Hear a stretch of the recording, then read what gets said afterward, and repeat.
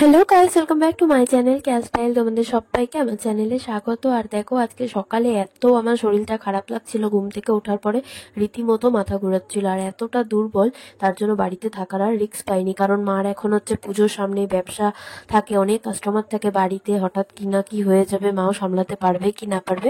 তো তার জন্য আমি আজকে সকাল সকাল বাড়ি চলে এসেছি। অনিমেষ গেছে কাজে, তো অনিমেষের বাইক করে আমাকে বাড়িতে ড্রপ করে তারপরেও কাজে বেরিয়ে গেছে।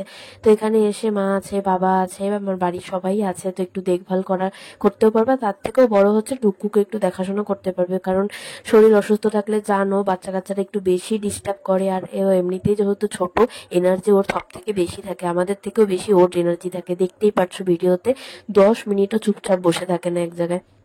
তো এখন বাড়িতে আসার পর মা হচ্ছে আদা টাদা দিয়ে একদম ভালো মতো চা করে দিল, কারণ গলা আমার প্রচন্ড ব্যথা। তো বললো আদা দিয়ে একটু চা খা। তো চা খাওয়ার পরে একটু গল্প টল্প করছিলাম, তারপরে মা আধা ঘন্টা পরে বললো যে একটু ঝাল ঝাল করে ম্যাগি করে দিই, কারণ কিছু খেতে ইচ্ছা করছে না যখন, তোর একটু ম্যাগি খা। তো মানে দেখে মনে হয় যে খেতে পারবো, কিন্তু কি বলতো, যখন একবার দুবার খাই তখন আর খেতে ভালো লাগে না, মানে মুখের যে স্বাদটা সেটাই পাচ্ছি না। তো অনেকে বলে কালো জিরা বাটা হয় যে একটা, ওটা গরম ভাত দিয়ে খা, ভালো লাগবে।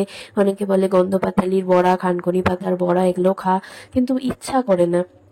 মা বললো যে বানিয়ে দিয়েছে, না ইচ্ছা করছে না কিছু খেতে আর কি। তো দেখো ম্যাগিটা 2-3 চামচ খাওয়ার পরে তারপরে আর মানে ভালোই লাগছিল না খেতে। তো তার জন্য পুরোটাই নষ্ট করলাম। তো ডুকুকে দিয়েছিল অন্য বাটিতে, ডুকু পরিষ্কার করে খেয়েছে, কিন্তু আমার বাটি ম্যাগিটাই নষ্ট হয়ে গেছে, মানে নষ্ট। তো দেখো এখানে হচ্ছে মা রান্না করছে, মানে রান্নার সব সবজি টবজি কাটছে। তো আমার তো এমনিতেই মুখে একদমই স্বাদ নেই, তো মাকে বললাম একদম ডিমের ঝোল করো, পেঁয়াজ টিয়াজ কুচে একদম পাতলা করে। তো মা এখানে মুসুরি ডাল হয়ে গেছে মার, আর এখন দুপুর জন্য আলু ভাজা করবে, আলু কাটছে। আর তারপরে হচ্ছে পেঁয়াজের মানে ডিমের ঝোলের জন্য পেঁয়াজ কুচি কুচি সব রেডি করছে। তো এখন মা রান্না করছে, আর ওইদিকে ওই ঘরে হচ্ছে ডুকু খেলাধুলো করছে। তোমার রান্নাটা হয়ে গেলে ব্যাস, এখন বাজে হচ্ছে তোমার ঘড়িতে 11:30। ডুকুকে খাইয়েও দিলাম। আর বাবা গেছে এই বৃষ্টির মধ্যেও হচ্ছে বাজারে, বাবার বাজারে না গেলে হয়ই না, কারণ থাকুক অকারণে কারণে কোনো এক মানে যেতেই হবে বাজারে। ভেঙে দেবো? না না, ভাঙলে আরো ইসে হয়ে যাবে, তিতা হয়ে যাবে ভাঙলে। না না, তিতা হয়ে যাবে। তো বাবা আবার ওষুধ এনেছে, আমার ওষুধপত্র অ্যান্টিবায়োটিক সব আনা ছিল, কিন্তু ওই বাবার মন ভাবছে যে ওষুধ হয়তো কাজ করছে না, তাই আমার শরীর ঠিক হচ্ছে না। আর আমার ওষুধ খেতে প্রচন্ড অসুবিধা হয়, বড় বড় ওষুধ, লম্বা লম্বা ওষুধ গিলতে অসুবিধা হয়। তো তার জন্য বলছিল ভেঙে দিবে কিনা।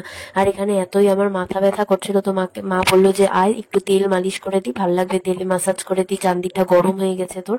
তো তার জন্য এখানে তেল মালিশ করে দিচ্ছিল। আর তোমার এই মানে একটু অসুখ বিসুখ হলেই আমি একটু মানে বেশি কেয়ার পাই, নাহলে তো আমার মা বাবা সারাদিন ওই নাতি নিয়েই পড়ে থাকে, নাতি কি খাবে, নাতি কি হলো, নাতি কখন ঘুমাবে, এই নিয়ে সারাদিন পড়ে থাকে। অসুখ বিসুখ হলে একটু আর কি কেয়ার পাই, তার জন্য এখানে ম্যাসাজ করে দিচ্ছে। আর এখন বাজে হচ্ছে দুপুর 2টো। খুব খিদে পেয়ে গেছিল, কারণ সারাদিন ওরকমই খাচ্ছি, আর একবার আমার বমিও হয়ে গেছিল। তো তার জন্য এখানে দুপুরে ঝটপট করে খেয়ে নিলাম।